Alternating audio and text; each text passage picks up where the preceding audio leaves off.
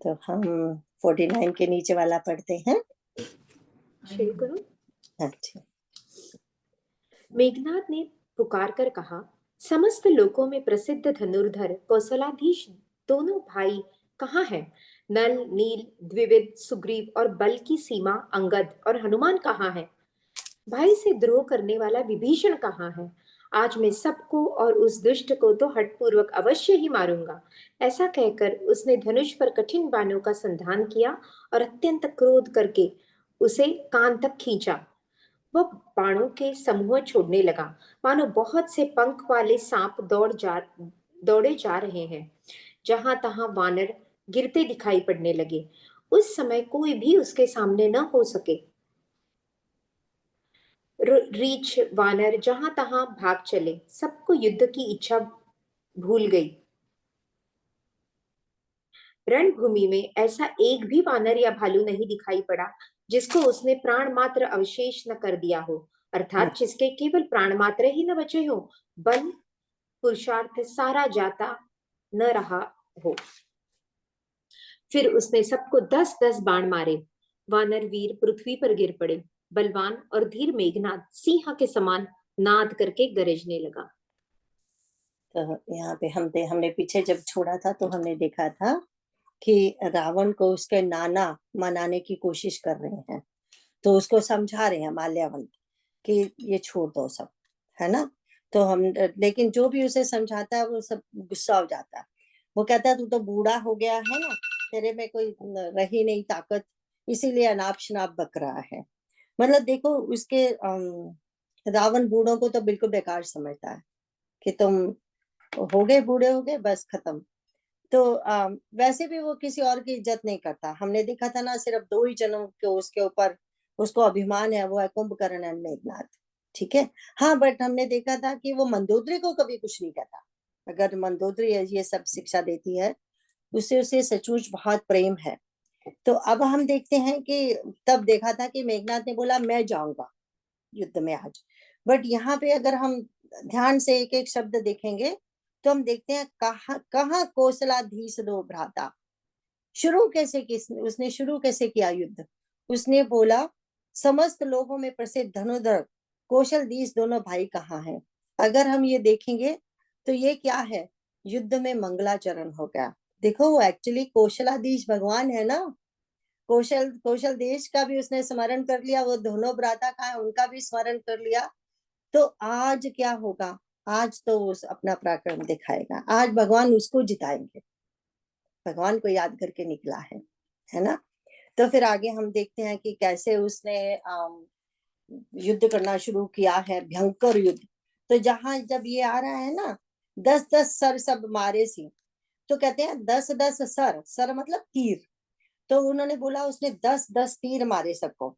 तो ये अगर हम, क्योंकि ये जो सारी कथा है उसको हमें आध्यात्मिक दृष्टि से भी देखना है ना। तो अगर हम आध्यात्मिक दृष्टि से इसे देखें तो हम देखते हैं कि ये 10-10 तीर उसने कहाँ पे मारे? 5 कर्म इंद्रियां, 5 ज्ञान इंद्रियां। तभी तो ये पीछे बोला है ना कि उनके वो जो, अर्थात जिसके केवल प्राण मात्र ही ना बचे हो, बल पुरुषार्थ सारा जाता ना रहा हो। कहने का मतलब जब हमारे कोई कर्म इंद्रियां घायल कर देगा, हमारी ज्ञान इंद्रियां घायल कर देगा, तो थोड़े से प्राण मात्र ही बचे रहेंगे ना, कुछ है ही नहीं फिर शरीर में। ऐसा लग रहा है कि बस सांस थोड़ी थोड़ी चल रही है ना। वैसे कुछ है, मतलब बिल्कुल निठल्ला हो गया है शरीर।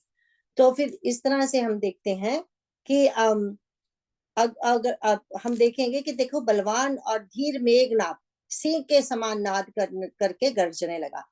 देखो उसमें गुण क्या है, वो बलवान भी है, धीर भी है, धीरता है उसमें, मतलब धैर्य है। ऐसा नहीं है कि मतलब निकला और कुछ भी कर दिया, कुछ भी। धैर्य के साथ युद्ध, देखो युद्ध में भी धैर्य की जरूरत है।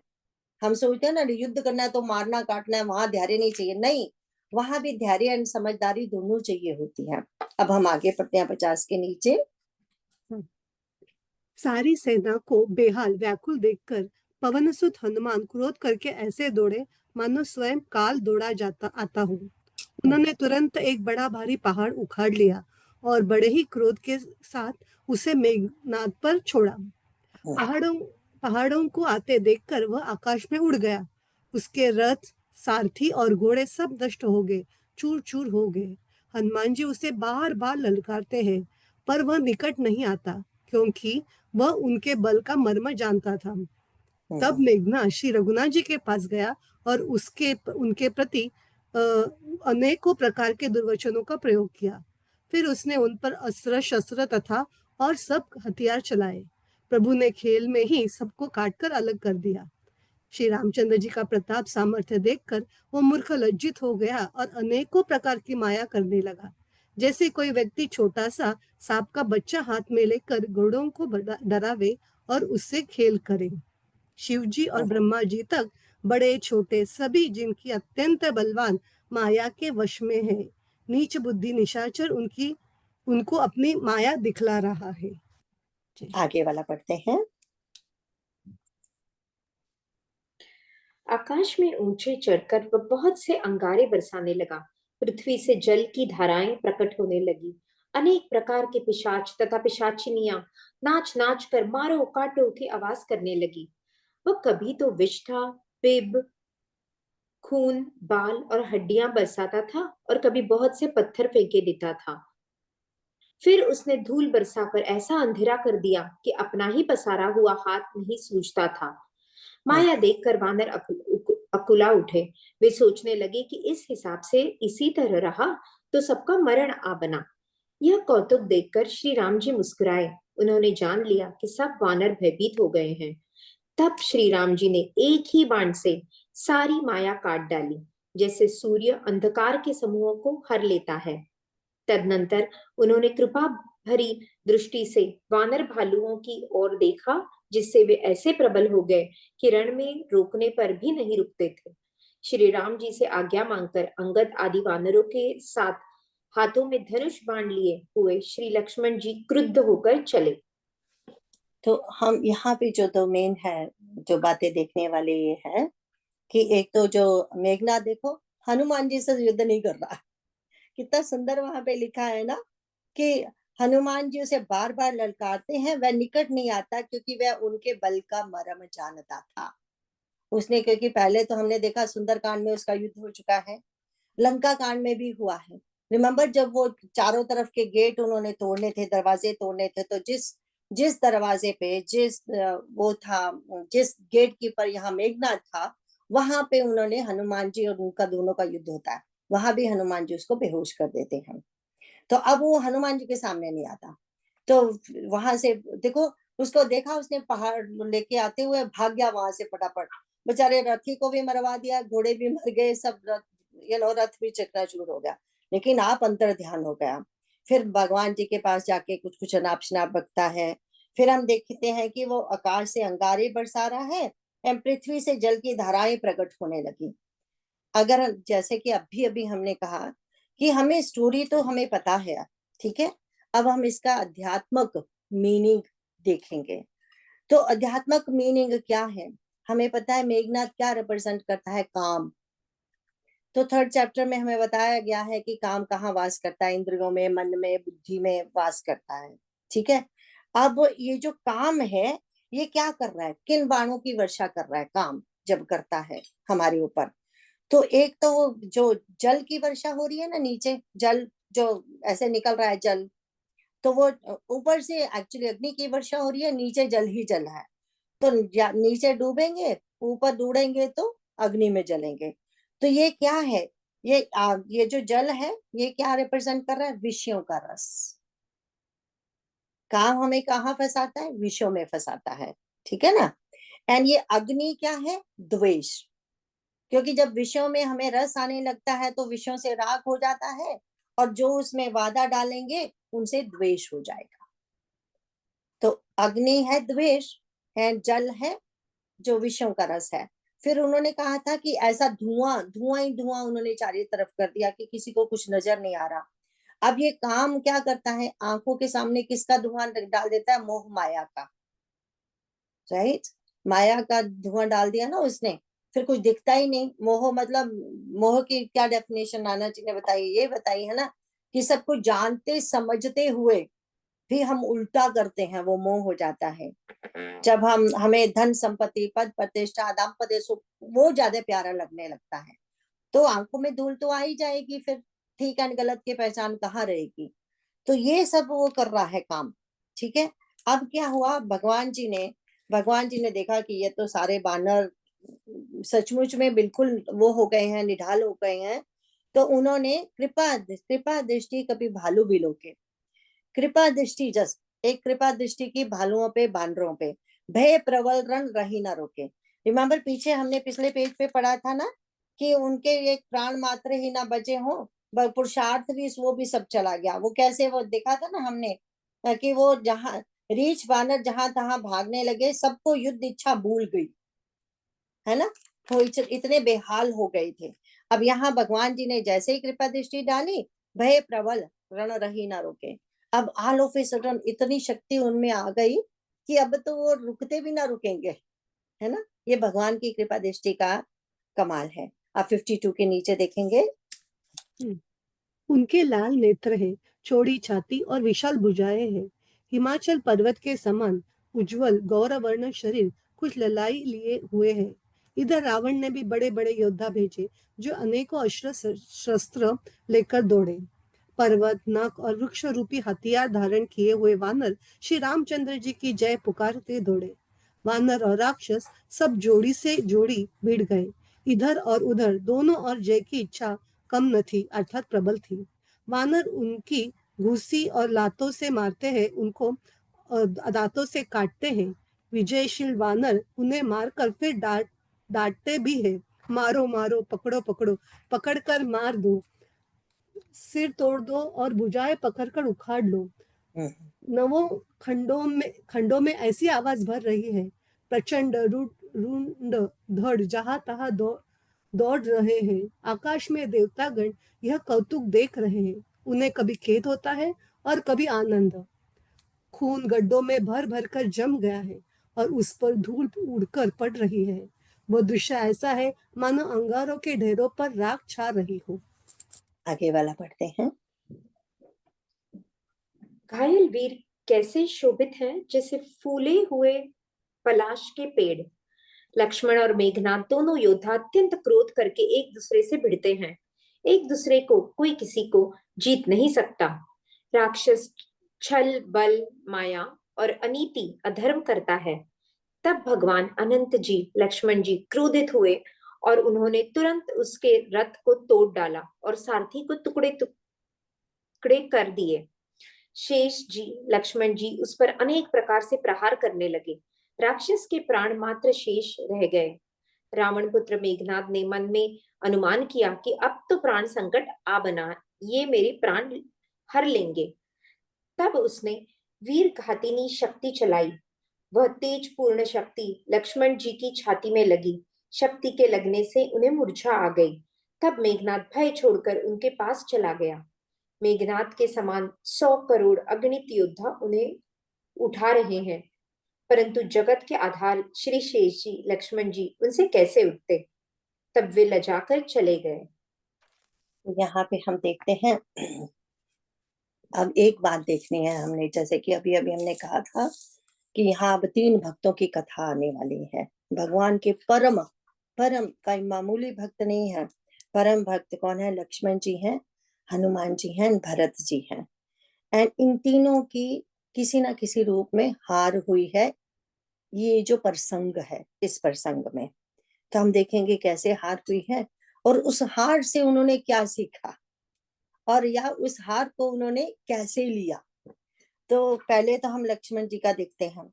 लक्ष्मण जी जो हैं, युद्ध के लिए निकले हैं, भयंकर युद्ध हो रहा है, परंतु क्या हुआ इन द एंड, उन्होंने जो हमारा मेघनाथ है उसने हमारे लक्ष्मण जी को शक्ति मारी है।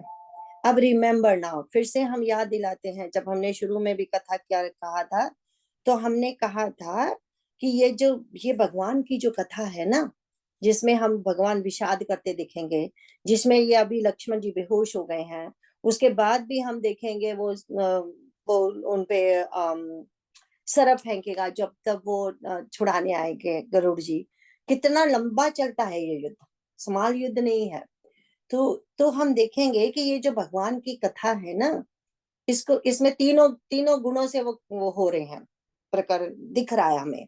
सतोगुण भी दिख रहे हैं भगवान में, रजोगुण भी दिख रहे हैं, तमोगुण भी दिख रहे हैं। सतोगुण का तो पता ही है कि कितना अच्छा उनका आचरण है। अब उनके सतोगुण को समझने वाला कौन है, ये देखते हैं हम, क्योंकि ये कथा है ना, कौन कैसे समझता है इसको। तो हम देखते हैं जो कर्म कांडी ऋषि मुनि है ना हमारे, जैसे याज्ञवल्क्य जी एंड भारत मुनि, भारद्वाज मुनि, उन्होंने कथा शुरू की ना, भारद्वाज मुनि एंड याज्ञवल्क्य जी ने। तो वो उनको कर्म कांडी ऋषि मुनि कहा जाता है।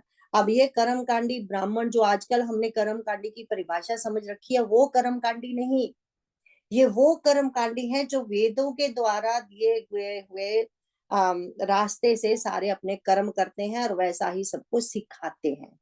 ये वो कर्म कांडी की बात हो रही है। ये समझते हैं भगवान के जो सतोगुणी चरित्र भगवान कर रहे हैं, उनका मतलब क्या है। यही मतलब है कि भगवान मनुष्य बन के आए हैं, मनुष्य चरित्र ही करेंगे हम सबको रास्ता दिखाने के लिए। समझ गए ना। एंड जो उनके रजोगुणी चरित्र है, रजोगुणी जो उनका ऐश्वर्य है, जो राजा बन के आए हैं, उनके उस चरित्रों को, उनकी लीलाओं को कौन समझ सकता है। तो तब हम देखते हैं उनका जो वो चरित्र है, उसको असली जो समझते हैं वो है सनक सनंदन आदि जो ऋषि हैं या नारद मुनि जी हैं। वैसे तो भगवान के पूर्ण ऐश्वर्य को कोई नहीं समझ सकता, है ना। भगवान तो पूर्ण ऐश्वर्य है, पूर्ण श्री है, पूर्ण उनका वो है, यश है, पूर्ण वीर्य है। तभी तो भग से भगवान बने ना, 6 भग हैं उनमें। तो ये जो रजोगुणी उनके चरित्र हैं, वो समझने वाले हैं सनक सनंदन आदि एंड नारद मुनि जी आदि ऐसे ऋषि, और भी बहुत सारे ऐसे। अब जो तमोगुणी चरित्र हो रहे हैं, जिसमें ये लक्ष्मण जी बेहोश हो गए हैं, एंड भगवान जी इतना विषाद करने वाले हैं, इतना विषाद करने वाले हैं। एंड जैसा कि सीता माँ के योग में विषाद किया था, एंड वो अब वो उस चरित्र को हम तामसिक चरित्र कहेंगे। ठीक है, वो जो लीला है वो तामसिक है। इसीलिए तो उसकी इस लीला को देख के माँ सती को भी धोखा हो गया था। अभी युद्ध में हमने कहा था वो जो सरप डाले जाएंगे उनके ऊपर, जिससे वो बंधे जाएंगे, तो उसमें भी गरुड़ जी को भी हो गया मोह, है ना, कि ये कैसे हुआ। तो ये तामसिक चरित्र में आएगा ये सब। ये जो बार बार भगवान हारेंगे ना युद्ध में, वो तामसिक चरित्र में आएगा। तो इसको एक्चुअली असली में कौन समझता है, वो है शिव भोलेनाथ एंड कागभूषणी जी। समझ गए ना, वो सुजान है, सुजान बोला जाता है उनको, वो ही समझ सकते हैं। अब हम देखते हैं कि कहा, तो अगर आपको याद होगा सुंदरकांड में प्रभु जी ने स्वयं कहा था कि जब उसने बोला था ना सुग्रीव ने कि ये रावण का भाई आया है, इसको शरण में मत लीजिए, क्योंकि ये तो क्या पता हमारा भेद लेने आया है। तो भगवान ने उस समय कहा था, तुम चिंता क्यों करते हो, लक्ष्मण एक ऐसा प्राणी है, एक क्षण में सभी धरती को राक्षस विहीन कर सकता है, बोला था ना भगवान जी ने तब। तो क्या भगवान झूठे हो गए फिर यहाँ पे? नहीं होते हैं झूठे, ये सब लीला हो रही है, क्योंकि मनुष्य और देवता का धर्म सेपरेट है। भगवान जी मनुष्य बन के आए हैं तो मनुष्य का ही धर्म निभा रहे हैं, और हमें सिखा रहे हैं कि बुराइयों से इतनी जल्दी जीत नहीं होती, कभी उनकी भी जीत हो सकती है, क्योंकि वो भी कम नहीं। एंड रिमेम्बर, कितने ही उन्होंने तपस्या कर करके वरदान प्राप्त किए हैं, और भगवान उन वरदानों को भी सत्य करेंगे। अगर ये शक्ति लगी है, अब भगवान है उधर, लक्ष्मण जी भी तो अनंत भगवान, अभी बोला ना यहाँ पे, अभी ऊपर लिखा ना, तब भगवान अनंत जी लक्ष्मण जी, उनको भगवान बता दिया पहले ही तुलसीदास जी ने, ताकि ये समझ ना जाओ कि अरे उसको तो वीर गात्री शक्ति लग गई, कैसे लग गई, भगवान ने तो ऐसे कहा था। नहीं, ये सब अपना अपना मनुष्य धर्म निभाया जा रहा है। तो अब हम देखते हैं, लेकिन हमने तो आध्यात्मिक दृष्टि से देखना है इसको। ये तो हमें समझ आ गया ना भगवान की दृष्टि से। अब आध्यात्मिक दृष्टि से हम देखेंगे कि काम जो है, काम, मेघनाथ, उसने किसको हराया है बताओ। रिमेम्बर, हमारे लक्ष्मण जी क्या रिप्रेजेंट करते हैं? ज्ञा। हाँ बोलो नीलम। अनम्यूट करके बोल दो। काम, लक्ष्मण जी काम क्रोध, भी रिप्रेजेंट करते हैं, पर मेनली उनको बोला जाता है वैराग्य। रिमेम्बर हम बार बार कहते हैं ना, भक्ति, तीनों चल वैराग्य। रहे हैं, तो हाँ, ज्ञान भक्ति एंड भक्ति, वैराग्य, वैराग्य। है ना। तो ज्ञान भक्ति एंड वैसे उनको काम भी बोला जाता है, वो भी आपने से ही कहा है। वो कौन सा काम जो भगवान के पीछे लगता है, ये रावण वाला काम, ये मेघनाथ वाला काम नहीं, है ना, क्योंकि इच्छा तो हमारे मन में हमेशा रहेगी ना, तो वो इच्छा को अगर राइट डायरेक्शन दे दे, पर वैसे इनको वैराग्य बोला जाता है। आज देखो, काम ने वैराग्य को हरा दिया। इसका मतलब ये है, हम हमारे अंदर कितने भी सतोगुण क्यों ना हो, फिर भी सावधान रहना पड़ता है। बट एक बात यहाँ देखने वाली है, जो जिसके लिए मैंने कहा था कि जो भी अटेंड कर सकता है करिए। कल शरणागति की बात हो रही थी। अगर हम भगवान की शरण में रहते हैं, अगर हमारी लो हमेशा भगवान में लगी होती है, तो बेहोशी में भी वो भगवान की गोद में पहुंच जाएंगे। बेहोशी में काम ने थोड़ी देर के लिए उनको बेहोश कर दिया, उनकी गति को रोक दिया, बट परमानेंटली नहीं रोक सकता।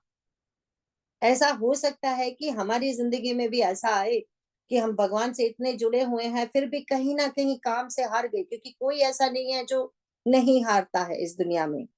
इसी तरह लक्ष्मण जी के थ्रू यही दिखाया गया है। वो बेहोश तो जरूर हो गए हैं, लेकिन गति उनकी अभी भी भगवान में है। इसीलिए अभी हम देखते हैं कि मेघनाथ तो उन्हें उठा ही नहीं सका, और कितनी योद्धा लेके आया। उसने कहा यार क्या प्राइज मिला, मैं लेके जाऊंगा अपने बाप के सामने। लक्ष्मण को बेहोश कर दिया। अब आगे पढ़ते हैं। हाँ, सॉरी। शिवजी कहते हैं, हे गिरिजे सुनो, प्रलय काल में जिन शेषनाग के क्रोध की अग्नि 14 भुवनों को तुरंत ही जला डालती है, और देवता मनुष्य तथा समस्त चराचर जीव जिनकी सेवा करते हैं, उनको संग्राम में कौन जीत सकता है। इस लीला को वही जान सकता है जिस पर श्री रामचंद्र जी की कृपा हो। संध्या होने पर दोनों औरों की सेनाएं लौट पड़ी। सेनापति अपनी अपनी सेनाएं संभालने लगे। व्यापक ब्रह्म अजय संपूर्ण ब्रह्मांड के ईश्वर और करुणा की खान श्री रामचंद्र जी ने पूछा, लक्ष्मण कहाँ है। तब तक हनुमान उन्हें ले आए। छोटे भाई को इस दशा में देखकर प्रभु ने बहुत ही दुख माना। जाम्बवन ने कहा, लंका में सुषेण वैद्य रहता है, उसे ले आने के लिए किसी को भेजा जाए। हनुमान जी ने छोटा रूप धारण धरकर गए और सुषेण को उसके घर समेत तुरंत ही उठा लाए। सुषेण ने आकर श्री रामचंद्र जी के चरण विंदों में सिर नवाया, उनके पर्वत और औषध का नाम बताया और कहा कि हे पवन पुत्र, औषधि लेने जाओ। तो यहाँ हम देखते हैं कि अब संध्या होने लगी है, सेनाएं वापस आ रही हैं। संध्या हो गई है, सेनाएं वापस रावण की अपने जा रही हैं वापस, और इधर की वापस भगवान जी के पास आ रहे हैं सब। लेकिन लक्ष्मण नहीं दिखे, तो भगवान ने कहा लक्ष्मण कहाँ है। तब हनुमान जी लेके आ गए। तो हनुमान जी, ऐसा आता ना कि हनुमान जी इसको जब वो उठाने की कोशिश कर रहा था मेघनाथ, तो उसने कहा था ये तो वो शेषनाग है जो सारे ब्रह्मांड को सिर पर उठाए बैठे हैं, इसको तू कैसे उठा सकता है। ये सब तभी तो यहाँ लिख दिया ना, इस लीला को वही जान सकता है जिस पर राम जी की कृपा हो। ये शिव जी भगवान, क्योंकि माँ गिरिजा को स्टोरी सुना रहे हैं, तो गिरिजा मैया थोड़ा सा अचंभित हुई होगी, अरे लक्ष्मण कैसे बेहोश हो गए। इवन तो हमने कितनी बार ये स्टोरी सुनी है ना, अभी भी पढ़ते हैं, फिर भी दिल को एक धक्का सा लगता है जितनी बार भी ये पढ़ते हैं, अरे लक्ष्मण कैसे बेहोश हो गए, है ना। हमको भी तो वही फील हो रहा है ना यहाँ बैठे। तो फिर शिव जी भगवान कहते हैं कि नहीं नहीं, तुम चिंता मत करो, कि देखो जो जो 14 भवनों को अंड में जब प्रलय की अग्नि चलेगी, तो यही शेषनाग जी लगाएंगे उस अग्नि को, एंड सब कुछ खत्म कर देंगे। और कहते हैं ये बेहोश कैसे हो सकते हैं, ये लीला तो सिर्फ भगवान जानते हैं। जैसे कि हमने अभी अभी कहा था ना कि भगवान हर एक वरदान को भी पूरा करने देंगे। जैसे रिमेम्बर हनुमान जी ने कहा था कि ब्रह्मास्त्र फेंका है, अगर मैं इसका आदर नहीं करूंगा तो ब्रह्मास्त्र का अपमान हो जाएगा, है ना। तो बंद गए वो। अब देखो हिरण्याकश्यपु ने क्या कहा था, दिन में ना मरूं, रात में ना मरूं, 12 महीनों में किसी में ना मरूं, किसी शस्त्र से ना मरूं। भगवान ने सारे वरदान उसके पूरे किए ना, फिर भी उसको मार दिया। इसी तरह ये भी होने वाला है, क्योंकि जितने भी इधर राक्षस हैं, बहुत बड़ी बड़ी बड़ी बड़ी तपस्या कर करके इन्होंने बहुत वरदान पाए हैं, उनको झूठा थोड़ी करने देंगे भगवान, नहीं होने देंगे, है ना। अब हम देखते हैं कि तब यहाँ पे एक क्वेश्चन छोटा सा आएगा कि तो विभीषण जी ने क्यों नहीं बताया सुषेण वैद्य के लिए। विभीषण जी वहां ही बोलते हैं जहां जरूरत है। विभीषण जी को पता है कि सुषेण वैद्य का सबको पता है, इवन बाली को भी पता था, वो बहुत मशहूर डॉक्टर है, सारी जगह पे पता है उसको। लेकिन हंसी की बात ये है कि अगर हम देखेंगे, रावण के पास श्रेष्ठ मंत्री थे, रावण के पास श्रेष्ठ डॉक्टर थे, सब कुछ श्रेष्ठ था उसके पास। हम कहते हैं ना कि अरे बुरे के पास इतना अच्छा कैसे हो गया, बुरे के पास ये। अरे रावण को देखिए, कोई दुनिया की ऐसी चीज है ही नहीं श्रेष्ठ जो उसके पास नहीं है। लेकिन क्या किया उसने, हर श्रेष्ठ चीज का दुरुपयोग किया। अब इमेजिन कीजिए कि ये लक्ष्मण जी को लगी है वीर घातनी शक्ति, और बोला गया है कि दवाई का तो मुझे पता है, औषधि का पता है, लेकिन बड़ी दूर है ये, तो वहां जाना पड़ेगा लेने के लिए। तो वो, अगर ऐसा मेघनाथ के साथ हुआ होता ना, तो रावण सबसे पहले वैद्य का गला दबा देता कि तूने पहले से ये दवाइयां क्यों नहीं रखी हुई, अब इस समय लेके जाना है क्या। तो मतलब उस वो किसी के प्रति उसको इज्जत भाव है नहीं, उसके मन में आदर भाव नहीं है। तो भगवान ने क्या किया, उसी का डॉक्टर यूज किया, उसी का मंत्री भविष्य यूज किया, क्योंकि भगवान को सदुपयोग करना आता है हर एक चीज का। यही एक अभिमान की सबसे बड़ी बात होती है। अभिमान के पास सब कुछ होने के बावजूद, इसीलिए उनको बार बार महाअभिमानी बोला जाता है कि फिर भी क्या हुआ उसके साथ, इतना श्रेष्ठ चीजें होने के बावजूद भी। अब इसके आगे पढ़ते हैं 55 के नीचे। श्री राम जी के चरण कमलों को हृदय में रखकर पवन पुत्र हनुमान जी अपना बल बखान कर, अर्थात मैं अभी लिए आता हूँ ऐसा कहकर चले। उधर एक गुप्तचर ने रावण को इस रहस्य की खबर दी। तब रावण काल नेमी के घर आया। रावण ने उसको सारा मर्म हाल बतलाया। काल नेमी ने सुना और बार बार सिर पीटा, खेद प्रकट किया। उसने कहा, तुम्हारे देखते देखते जिसने नगर जला डाला, उसका मार्ग कौन रोक सकता है। श्री रघुनाथ जी का भजन करके तुम अपना कल्याण करो। हे नाथ, झूठी बकवास छोड़ दो। नेत्रों को आनंद देने वाले नील कमल के समान सुंदर श्याम शरीर को अपने हृदय में रखो। मैं तू भेदभाव और ममता रूपी मूढ़ता को त्याग दो। महामोह अज्ञान रूपी रात्रि में सो रहे हो, सो जाग उठो। जो काल रूपी सर्प का भी भक्षक है, कहीं स्वप्न में भी वह रण में जीता जा सकता है। उसकी ये बातें सुनकर रावण बहुत ही क्रोधित हुआ। तब काल नेमी ने मन में विचार किया कि इसके हाथ से मरने की अपेक्षा श्री राम जी के दूत के हाथ से ही मरूं तो अच्छा है। ये दुष्ट तो पाप समूह में रत है। यही मारीच ने भी सोचा था ना, भगवान के हाथ से ही मरूं, मरना तो है ही। अब हम देखते हैं कि सुषेण वैद्य ने कहा कि वहां पर्वत पे औषधि है और दूर है, और उस पर्वत पे है, जाके लाना होगा, हिमालय पर्वत से पे जाना है उसने। अब देखो क्या होता है कि अगर कोई रोगी है, रोगी है तो उसके लिए क्या चाहिए, पहले सबसे पहले तो श्रेष्ठ वैद्य चाहिए, श्रेष्ठ डॉक्टर चाहिए, राइट। क्योंकि अगर डॉक्टर ही श्रेष्ठ नहीं है तो वो डायग्नोज कैसे करेगा, अनलेस वी गेट डायग्नोज, दवा कैसे पता चलेगा क्या कौन सी दवा देनी है, राइट। तो श्रेष्ठ डॉक्टर सुषेण मिल गया। अब दवाई भी तो पता होनी चाहिए ना, श्रेष्ठ दवाई भी तो होनी चाहिए। कोई नकली दवाई, इंडिया में तो दवाइयां भी नकली होती हैं, नकली दवाई दे दी, नकली स्टंट लगा दिया, नकली कुछ कर दिया, तो भी फायदा नहीं है ना, तो भी गया काम से। तो दवाई भी अच्छी असली चाहिए। उसके बाद तीसरी जो बात आती है, समय पर चाहिए।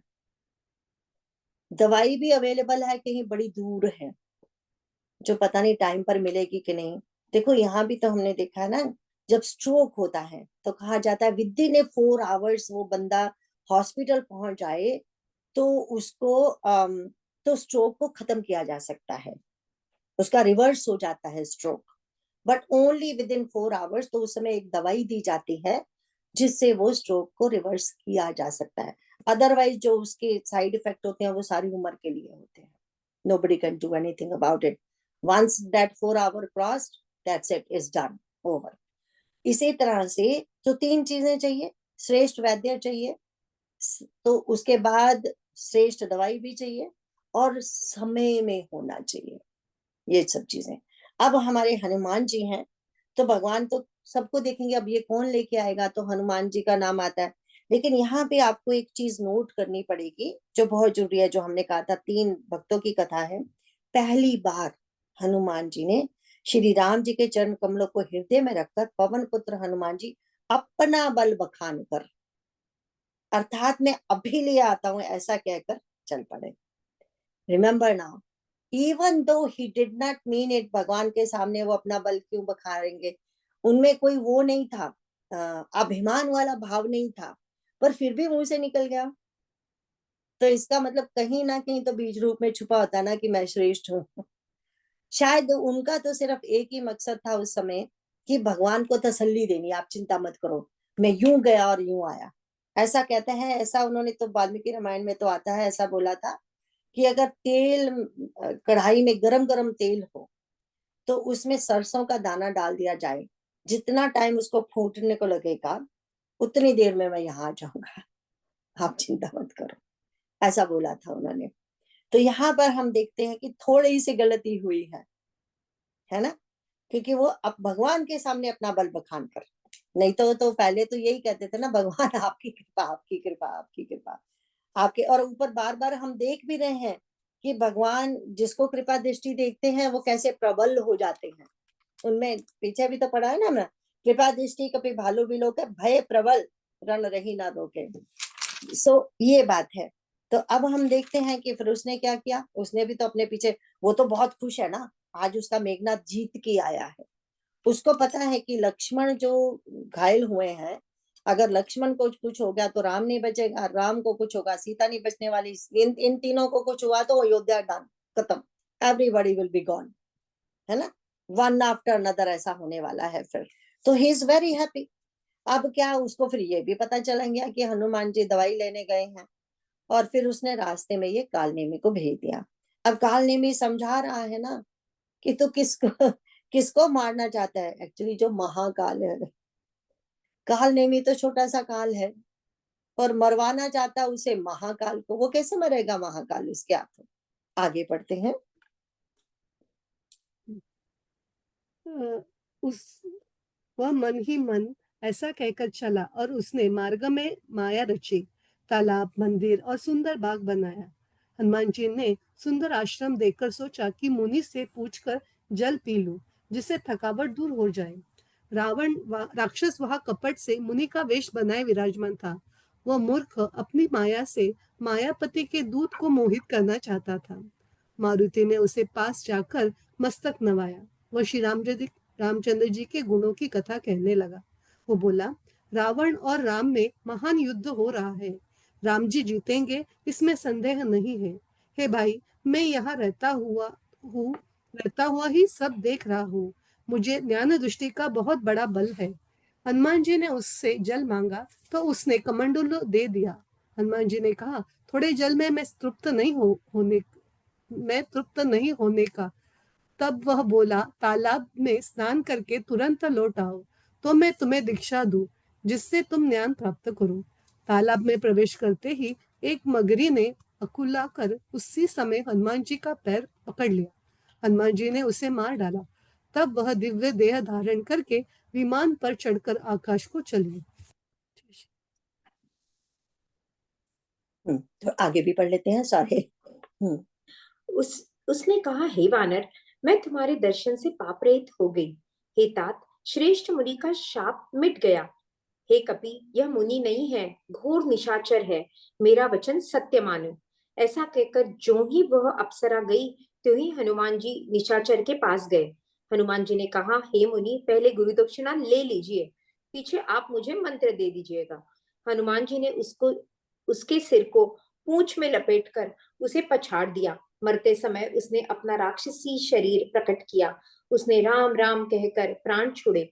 यह उसके मुंह से राम नाम का उच्चारण सुनकर हनुमान जी मन में हर्षित होकर चले। उन्होंने पर्वत को देखा पर औषध न पहचान सके। तब हनुमान जी ने एकदम से पर्वत को ही उखाड़ लिया। पर्वत लेकर हनुमान जी रात ही में आकाश मार्ग से दौड़ चले और अयोध्यापुरी के ऊपर पहुंच गए। भरत जी ने आकाश में अत्यंत विशाल स्वरूप देखा। तब मन में अनुमान किया कि यह कोई राक्षस है। उन्होंने कान तक धनुष को खींचकर बिना फल का एक बाण मारा। तो अब हम यहाँ तो सिर्फ यही देखेंगे, इसमें ज्यादा कुछ कालने में के मरने का वो करने की जरूरत नहीं है, जो आगे अच्छा वाला वो करते हैं। तो उसने वही की समझाने की कोशिश की, नहीं माना तो सिर्फ एक संत कहीं लिखते हैं मानस पीयूष में कि कभी कभी ऐसा आता है कि देखो हनुमान जी प्रभु कथा सुनवे को रसिया, पर प्रभु चरित्र सुनवे को रसिया, उनको तो ये बहुत ही प्यारा लगता है।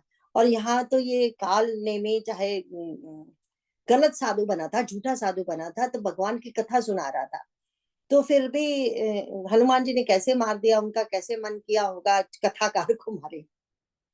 But that's the difference between धर्म के सार को जानने वाला और धर्म रुचि वाला। क्योंकि जो धर्म के सार को जानता है ना, वो ये जानता है किस समय क्या करना है। अब कोई पाखंडी आके हमें कथा सुना रहा है, टीका लगा के बैठा है, तो फिर हम कहेंगे कि नहीं नहीं, इसको तो नहीं मार सकते, ये तो भगवान, एक तो भगवान की कथा करता है, एक ये साधु हमारा सनातन धर्मी यहाँ बैठा है, अब इसको कैसे मारते हैं, आई नो इसने गलत तो किया। वो तो सही बात नहीं है ना। अगर वो कोई झूठा साधु बन के लोगों को लूट रहा है, गलत काम कर रहा है, तो उसको भी मारना हमारा फर्ज बनता है। ऐसे ही मुसलमान लोग करते थे। महाभारत में भी ऐसे दुर्योधन ने किया है। वो क्या करते थे कि जब पता है कि सनातन धर्मी गाय माँ है इनके लिए, तो वो युद्ध करने से पहले गायों को आगे कर देते थे। गायों को देख के हमारे जो जितने भी सैनिक थे ना, हथियार ही छोड़ देते थे। तो ये देखो क्या हुआ उस समय, ऐसे हारे गए। दुर्योधन ने भी किया था, गाय छोड़ी थी जब विराट राज पे जब युद्ध हुआ था ना, जब अगर आपको याद हो, जब अर्जुन ब्रनल्ला बने हुए थे, उन्होंने युद्ध किया था ना आके, उस समय दुर्योधन ने भी यही किया था। तो बात ये आती है कि एक तरफ यस हमें पता है, इतना तो हमें पता होना चाहिए क्या ठीक है क्या गलत है। जैसे कि हनुमान जी को जब सुरसा खाना चाहती है, तो वो कहती है ना कि देवताओं ने आहार भेजा है मेरे लिए, और ये तो धर्म है, कोई भूखा है उसको तो खिलाना धर्म है, और तुम सचमुच अगर विदेह हो तुम, तो तुम्हें अपने शरीर से प्रेम नहीं, तो आ जाओ मैं तुम्हें खा लेती हूँ, फिर क्या बड़ी बात है। लेकिन उस समय हनुमान जी ने क्या कहा, उनको अपनी देह से प्रेम नहीं है, लेकिन जो देह मिली है, राम काज लगे तब अवतारा, जब तक राम का काज नहीं होता तब तक मैं ना तो मैं मरूंगा ना कोई मुझे खा सकता है। तो ये जो हमें देह भी मिली है, अगर इसका लक्ष्य भगवान है, अगर वो है, तो इस देह को भी बचा के रखना हमारा कर्तव्य बन जाता है ना। फिर हम ये नहीं कह सकते कि अरे कोई बात नहीं, चलता है सब, फिर ये नहीं होता। तो यहाँ पे हमें यही सीख लेनी है। अब हम देखते हैं कि जब वो उड़ के जा रहे हैं, हमने देखा कि भरत जी ने जब देखा कि कोई जा रहा है, लेकिन कितने समझदार है भरत, उनको लगा कोई राक्षस तो नहीं उड़ रहा, इतना बड़ा पहाड़ लेके अयोध्या को कुछ करने आ गया, क्योंकि उधर पता ही है ना, हर जगह पे राक्षस हैं, अपने रक्षा तो करनी है देश की। लेकिन समझदार कितने हैं। दूसरा, बिना यहाँ बोलिए बिना फल का उन्होंने बाण मारा है, फल वाला बाण भी तो मार सकते थे, तो हनुमान जी उसी समय खत्म हो जाते और पहाड़ के भी टुकड़े टुकड़े कर देते वो। लेकिन उन्होंने बिना फल का बाण मारा, और जो हमें पता है कि पहाड़ ऐसा का ऐसा ऊपर ही टंगा रह गया। अगर हम आगे पढ़ते हैं। बाण लगते ही हनुमान जी राम राम राम राम रघुपति का उच्चार करते हुए मूर्छित होकर पृथ्वी पर गिर पड़े। प्रिय वचन राम नाम सुनकर भरत जी उठकर दौड़े और बड़ी उतावली से हनुमान जी के पास आए। हनुमान जी को व्याकुल देखकर उन्होंने हृदय से लगा लिया, बहुत तरह से जगाया, पर वे जगते न थे। तब भरत जी का मुख उदास हो गया। वे मन में बड़े ही दुखी हुए और नेत्रों में विषाद के आंसुओं का जल भरकर ये वचन बोले, जिस विधाता ने मुझे श्री राम से विमुख किया, उसी ने फिर यह भयानक दुख भी दिया। यदि मन, वचन और शरीर से श्री रामचंद्र जी के चरण कमलों में मेरा निष्कपट प्रेम हो, और यदि श्री रघुनाथ जी मुझ पर प्रसन्न हो, तो यह वानर थकावट और पीड़ा से रहित हो जाए। यह वचन सुनते ही कपिराज हनुमान जी कौशलपति श्री रामचंद्र जी की जय हो कहते हुए उठ बैठे। भरत जी ने वानर हनुमान जी को हृदय से लगा लिया। उनका शरीर पुलकित हो गया और नेत्रों में आनंद तथा प्रेम के आंसुओं का जल भर आया। रघुकुल तिलक श्री रामचंद्र जी का स्मरण करके भरत जी के हृदय में प्रीति समाती न थी। आगे वाला भी कर लेते हैं, फिर इसको समझते हैं। भरत जी बोले, हे तात, छोटे भाई लक्ष्मण तथा माता जानकी सहित सुख निदान श्री राम जी की कुशल कहो। वानर हनुमान जी ने संक्षेप में सब कथा कही। सुनकर भरत जी दुखी हुए और मन में पछताने लगे। हा देव, मैं जगत में क्यों जन्मा, प्रभु के एक भी काम ना आया। फिर कुअवसर विपरीत समय जानकर मन में धीरज धरकर बलवीर भरत जी हनुमान जी से बोले, हे तात, तुमको जाने में देर होगी और सवेरा होते ही काम बिगड़ जाएगा। अतः तुम पर्वत सहित मेरे बाण पर चढ़ जाओ। मैं तुमको वहां भेज दूं जहां कृपा के धाम श्री राम जी हैं।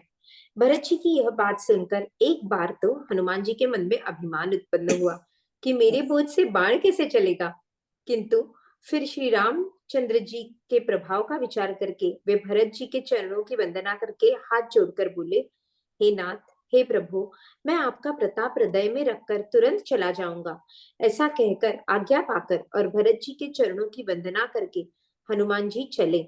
भरत जी के बाहुबल, शील, सुंदर स्वभाव, गुण और प्रभु के चरणों में अपार प्रेम की मन ही मन बारंबार सराहना करते हुए मारुति श्री हनुमान जी चले जा रहे हैं। कितना सुंदर है ना। अब हम देखते हैं कि जब बाण लगा है भरत जी को, पहले तो हम फिर से जरा देख लेते हैं। जब जब हमने देखा था सुंदरकांड में, जब हनुमान जी जा रहे हैं, कोई भी उन्हें रोकना चाहता है तो वो रुके नहीं। रिमेम्बर, पहले मैनाक पर्वत आया था कि अपना श्रम जरा वो कर लो, थोड़ा आराम कर लो, तो उन्होंने कहा राम काम के पूरा हुए बिना मैं आराम नहीं कर सकता। राइट, यहाँ कैसे हो गया? यहाँ तो लक्ष्मण जी बेहोश हैं, इतनी बड़ी बात है। तो पहले तो हम देख रहे हैं शब्द वहां पे आया है कि जैसे देखो, जैसे ही अपना बल का बखान करके निकले हैं ना, उनको श्रम हो गया है, पता, थक गए हैं, से बड़ा जोर लग रहा है उनका, बड़ी मेहनत करनी पड़ रही है उन्हें। This is the difference, right. And then यहाँ पे हम देखते हैं, अब भरत जी को शंका कैसे हो सकती है? भरत जी में तो हमेशा उनके हृदय में राम रहते हैं। जिसके हृदय में राम रहते हैं उनको शंका नहीं हो सकती, और इनको शंका हो गई कि ये राक्षस उड़ रहा है। ये देखो, सब भगवान की माया है ना। भगवान चाहते हैं एक बार हनुमान भरत से मिल लें, क्योंकि हमने कल कहा था ना, भगवान जी हमेशा भरत का नाम जपते हैं। भरत जी राम राम करते हैं, राम भरत भरत करते हैं। तो हनुमान जी के मन में एक ये हमेशा काइंड ऑफ सवाल रहता था कि भरत लक्ष्मण तो यहाँ बैठे हैं, जो इतनी सेवा कर रहे हैं, सब कुछ छोड़ के आए हैं, फिर भी भगवान जो नाम जप रहे हैं वो भरत का जप रहे हैं। कुछ तो होगा उन्हें, ऐसा नहीं है कि उनको लगता था ये गलत है, लेकिन वो उनमें मन में था कि कुछ तो होगा भरत में, जो भगवान उसका नाम जपते हैं। एंड फिर ये भी एक काम फिर बीच में करवाना चाहते थे राम। यहाँ पे है जो उनका हम देख सकते हैं ऐश्वर्य। जो समझने वाले हैं वो समझ जाएंगे कि कौन करवा रहा है ना। जो नहीं समझने वाले हैं उनको तो राम रोते दिखेंगे कि कितना भाई के उसमें रो रहे हैं, वो क्या क्या बोल रहे हैं, नाप शनाप भूले जा रहे हैं। तो यहाँ पे हम देखते हैं कि बाण मारा है बिना फल के, और हनुमान जी क्या कर रहे हैं? राम राम करते, उच्चारण करते, राम राम हा लक्ष्मण, ऐसा उच्चारण करते हुए बेहोश हो गए और गिर गए। अब जैसे हनुमान जी के मुख से ये सुना तो उसे बड़ी हैरानी हुई कि तो राम राम और लक्ष्मण लक्ष्मण को याद करते करा। तो बहुत दुख हो रहा उनको कि हे विधाता, मैं हमेशा अपने भगवान को दुख ही देता हूँ, मैं कुछ भी कर लूं, पर मेरे हाथों से ऐसा ही कुछ होता है जिससे मेरे प्रभु को दुख मिले। तो कितना भागा हूं मैं। तभी कहते हैं मैंने जन्म इसीलिए लिया क्या, कि मैं अपने प्रभु को दुख देता रहूं। तो फिर कहते हैं कि लेकिन वो फिर बहुत कुछ कर रहे हैं, हृदय से लगा रहे हैं, बानर को उठाने की कोशिश कर रहे हैं, तो बानर तो उठ नहीं रहा। फिर क्या बोलते हैं, यदि मन वचन और शरीर से श्री राम जी के चरण कमलों में मेरा निष्कपट प्रेम हो, और यदि श्री रघुनाथ जी मुझ पर प्रसन्न हो, तो वह बानर थकावट और पीड़ा से रहित हो जाए। आपको पता है यही एग्जैक्टली बात माँ सीता ने कही थी, जब उनको लोगों ने आके बताया था ना कि हनुमान जी को अग्नि लगा दी गई है, उसकी पूंछ को जल जाएगा, देखा तेरे पास है। तो माँ, वाल्मीकि रामायण में ऐसा आता है, माँ सीता जी तब कहती हैं कि अगर मैं, जो जैसे इन्होंने बोला ना, अगर मैंने, कहते, अपने मन से तन से हमेशा मैंने अपने प्रभु को ही चाहा है, जैसे इन्होंने बोला है ना कि अगर यदि मन वचन और शरीर से श्री राम जी के चरण कमलों में मेरा निष्कपट प्रेम हो, और यदि श्री रघुनाथ जी मुझ पर प्रसन्न हो। उन्होंने वहां पे ये कहा था कि यदि वो जो श्रेष्ठ आत्मा रघुनाथ जी हैं, उनको भी पता है कि मैं इस तरह की हूँ, तब ये अग्नि है हनुमान जी के लिए शांत हो जाए। उन्होंने ये बात कही थी कि अगर वो जानते हैं कि मैं सचमुच ये जो मन से वचन से शरीर से उनकी अनुरागी हुई हूँ, है ना, ये बोला था तब उन्होंने। तो अब ये जैसे ही इन्होंने ये बोला, तो हनुमान जी उठ के बैठ गए। अब फिर कहते हैं, फिर भरत जी ने हृदय से लगाया, बातचीत हुई, तो फिर बोला गया है कि इन्होंने फिर शॉर्ट में कथा सुना दी सारी, क्या था क्या नहीं। एंड कहा गीतावली में, क्योंकि यहाँ तो विषय सिर्फ राम जी है, कथा इतनी विस्तार नहीं कर सकते, लेकिन गीतावली में फिर लिखते हैं एक और चीज, वहां बताते हैं तुलसीदास जी, उन्हीं की तो लिखी हुई है ना गीतावली, तो वो गीतावली में लिखते हैं, यहाँ एक और डिफरेंस देखेंगे अब माता ककई और माता सुमित्रा का। जैसे ही ये खबर आई, इन्होंने पता चला कि वो तो बेहोश बैठे हैं, घायल बैठे हैं, उनका कुछ पता नहीं, तो उस समय तुरंत माँ सुमित्रा कहती है, डोंट वरी, राम को कहना चिंता की कोई जरूरत नहीं है, शत्रुघ्न आ रहा है तेरे साथ। बोले अभी के अभी शत्रुघ्न तुम्हारे साथ चला जाएगा। देखो कितना बड़ा हृदय रहा होगा उस माँ का, एक मरण संपन्न बैठा हुआ है और दूसरे को भी भेज रही है ना। तो उस समय कहते हैं भरत और लक्ष्य जो भरत जी और हनुमान जी भी एकदम हैरान रह गए कि ये कैसी माँ है, ये कैसा हृदय है इसका, कितना महान हृदय है। तो फिर लेकिन उस समय हनुमान जी ने कहा कि नहीं मैया, इसकी जरूरत नहीं पड़ेगी। तब हम देखते हैं कि वो जाने को तैयार हैं। तब भरत जी कहते हैं कि मैं तुम्हें अपने तीर पे बिठाता हूँ, है ना, ये है ना आगे वाला। तो उन्होंने सुने कपि मन उपजा अभिमाना, थोड़ा सा अभिमान उनके मन में हुआ कि मेरा मेरा जो है मेरा भार पर्वत के समेत ये तीर कैसे उठा पाएगा। यहाँ भी एक भगवान की लीला है। भगवान कहते हैं कि देखो एक बार रिमेम्बर, जब वो पहली बार इवन सुग्रीव को मिलाने गए थे, तो हनुमान जी ने एक कंधे पे राम जी को बिठाया था, एक पे लक्ष्मण जी को बिठाया था। तो भगवान ने कहा कि हम दोनों का भार, जो सृष्टि का भी भार उठाने वाला है, उसको तो इसने कंधे पर उठा लिया, अब देखते हैं हनुमान जी का भार कौन उठा सकता है। उनका कहने का मतलब हनुमान जी का ध्यान कौन रख सकता है। तो हनुमान जी का भार किसने उठा लिया, एक तीर। भरत जी कह रहे हैं एक तीर पे मैं बिठा देता हूँ। तो पहले तो हनुमान जी को लगा कि थोड़ा सा अभिमान हुआ कि नहीं नहीं ये कैसे होगा, लेकिन फिर एकदम समझ गए, राम प्रभाव विचारी बहुरी, अरे ये तो राम जी का प्रभाव है। एंड भरत जी के मन में तो हमेशा राम जी बसते हैं। फिर कहते हैं नहीं नहीं, उनके चरण कमलों की वंदना की, और फिर जाते समय तब प्रताप और राखी प्रभु, हे नाथ प्रभु, मैं आपका प्रताप हृदय में रखकर, भरत जी को बोल रही हैं ये कि आप चिंता मत करो, मैं आपके प्रताप को हृदय में रखकर तुरंत चला जाऊंगा। ऐसा कहकर आज्ञा पाकर उनके चरणों में प्रणाम करके वो निकल गए।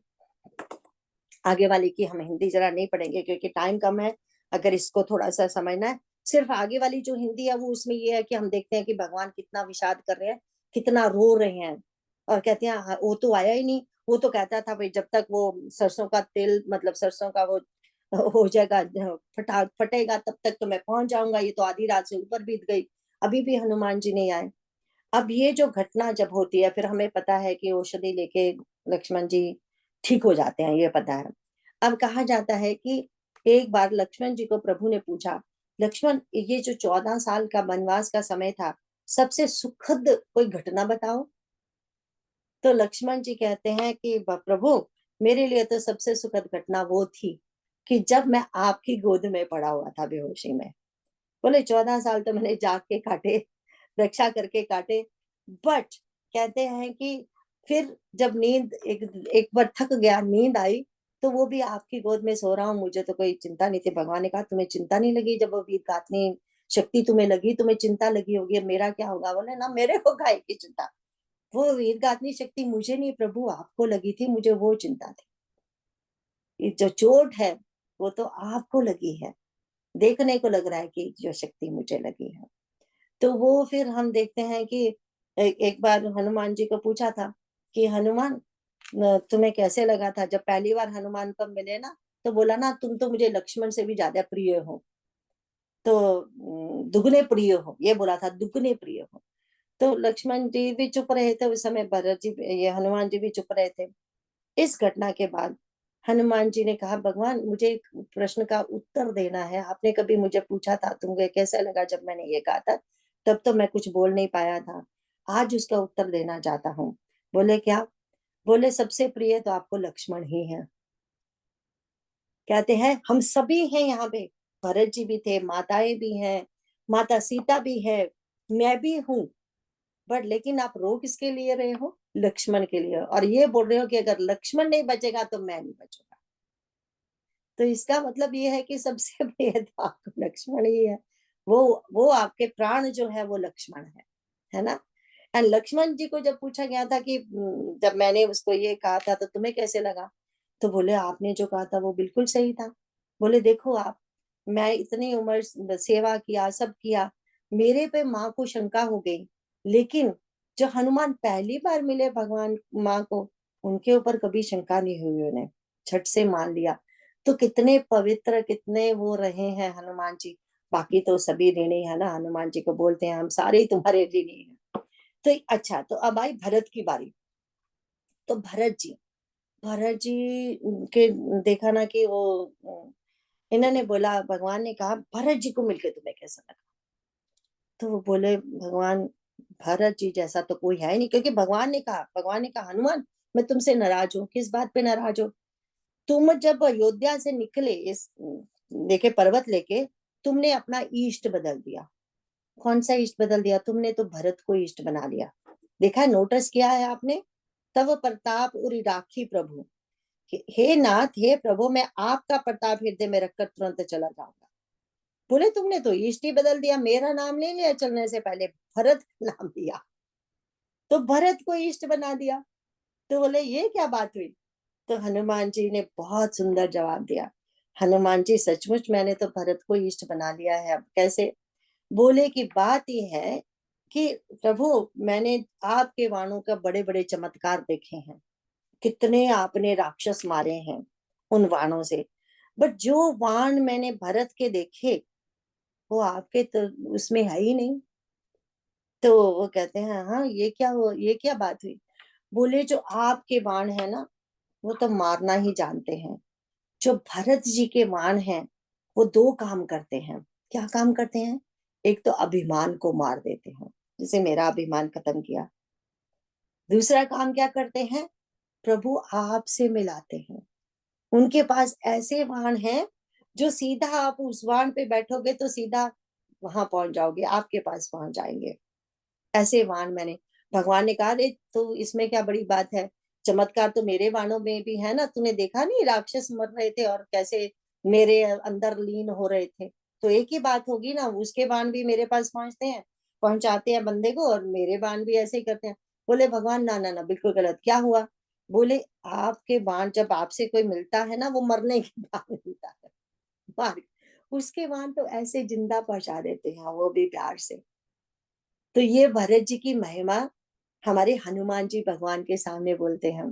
और भरत जी को पूछा गया इस प्रकरण के बारे में, भरत जब हनुमान बेहोश हुए थे तुम्हें कैसा लगा? देखो तुमने ठीक कर दिया। भरत जी कहते भगवान ये सब आपकी लीला है, हनुमान जी को तो बेहोशी ही नहीं हुई थी। कहते पहले ये बताइए मुझे, यहाँ पे हम देखते हैं कि रघुपति राम रघुपति का उच्चारण करते हुए मूर्छित होकर पृथ्वी पर गिर पड़े। ठीक है, तो प्रिय वचन तो जब भरत जी ने उठकर दौड़ के उनके पास गए हैं तो उनको व्याकुल देखकर हृदय से लगाया। फिर जब ये बोला कि आप वो खड़े हो जाएं, अगर मैं भगवान जी का ऐसे क्या मन से वचन से शरीर से सेवा करने वाला हूँ, तो वो कैसे हनुमान जी बैठ गए? बोले जो इतना बेहोश था उसको ये कैसे सुनाई दे गया? और एकदम से उठ के बैठ गया। ये कैसे हो सकता है? इसका मतलब यही है, आप और हनुमान जी की लीला थी वो। मेरा मेरा कहते हैं कि वो तो क्या हो रहा था ना, तो वो कहते हैं कि ये तो मेरी परीक्षा हो रही थी। ये भरत जी से हर एक का देखना देखो, हर कोई एक दूसरे को महत्वपूर्ण समझता है। उन भक्तों में एक दूसरे कोई ईर्ष्या नहीं है, कोई वो बड़ा है कि मैं बड़ा हूं कि ये बड़ा है। वो तो एक दूसरे को बड़े बनाने की होड़ में लगे हुए हैं। भरत जी कहते हैं नहीं, हनुमान जी सबसे बड़े हैं। हनुमान कहते हैं नहीं नहीं, मैं तो, भगवान कहते तूने उसको इष्ट बना लिया। लक्ष्मण जी तो कहते हैं जो कर रहे हैं वो हनुमान जी, मतलब सब देखो एक दूसरे को बड़ा बनाने की कोशिश में है, जबकि भगवान जी। तो ये मतलब होता है जो हम शरणागति का कल कर रहे थे। अगर हम भगवान की शरणागति में होते हैं, कभी कभी काम हमें हरा भी देता है थोड़ा, तो भी भगवान की शरण में रहेंगे तो हम उस समय भी भगवान की गोद में पहुंच जाएंगे। भगवान हमें हमारा खात्मा, क्योंकि भगवान क्या कहते हैं, वो एक श्लोक में बोलते हैं ना, जरा जोर से जाके बोलना, मेरे मेरे भक्त का कभी नाश नहीं हो सकता, ये मेरा प्रण है। तो ये है भगवान एंड भक्तों की कथा, तीनों की। तो एक जगह और एक और बात याद आ रही थी, इसी इसी प्रसंग के बारे में, अभी मैं सुन रही थी तो भूल रही हूँ। तो मैं एक तो हमने देख लिया कि भरत जी ने ऐसे ऐसे कहा, एक हमने देख लिया कि हनुमान जी ये बोल रहे हैं कि कैसे हाँ, एक जो और बात मैंने कहा, वो भूल जाते हैं ना, मुझे नोट बनाने की आदत नहीं है ना।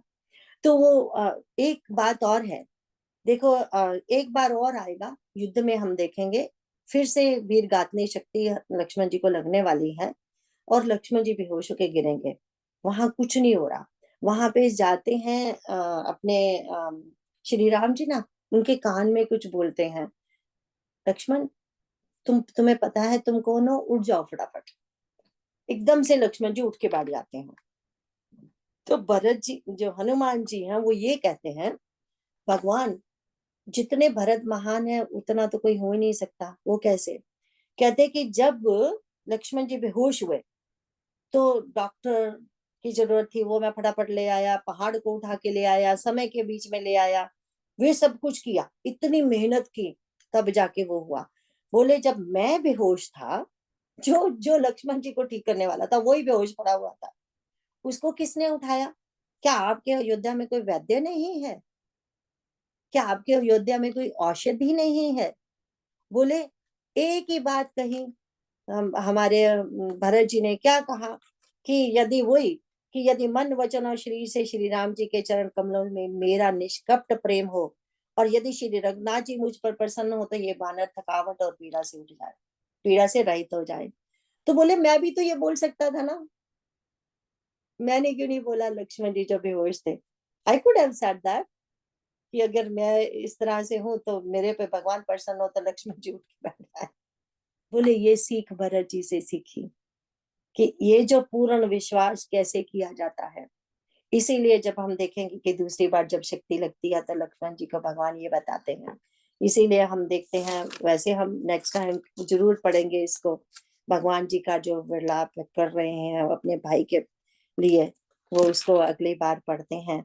पर मैंने सोचा इस सुंदर से प्रसंग को अच्छी तरह से देख लें, जो राम किंकर जी महाराज की कृपा से, मानस पीयूष बड़े बड़े संतों की कृपा से जो सीखा जो पढ़ा, वो आपसे शेयर किया। आज के लिए इतना ही। हम हम लास्ट वाला बोल लेते हैं।